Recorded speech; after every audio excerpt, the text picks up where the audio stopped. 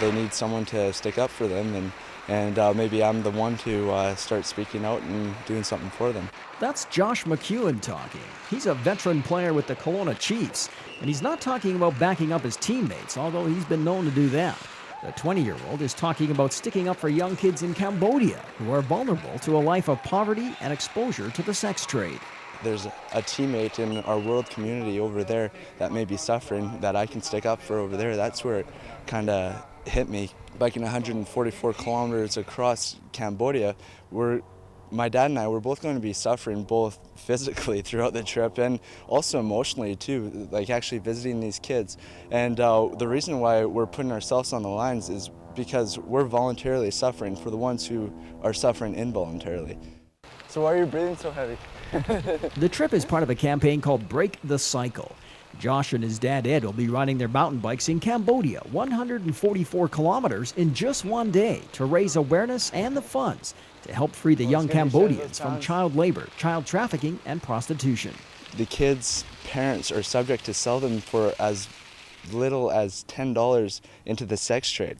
So these projects are funding self-sustainability for these kids. So it breaks the cycle of poverty, and they don't have to be subject to going into that lifestyle. We're building 3 new safe homes over there that hold 10 children each, and 1 house mother. So that means 30 kids' lives will be totally transformed, taken out of the sex trade. Part of us cycling through there is an awareness thing.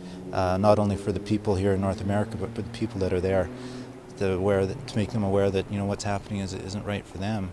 When you see what's happening to the children, like children that are 8 years old that are put in situations that nobody should be put into. The group hopes to raise $200,000, with the McEwens accounting for 10% of that total.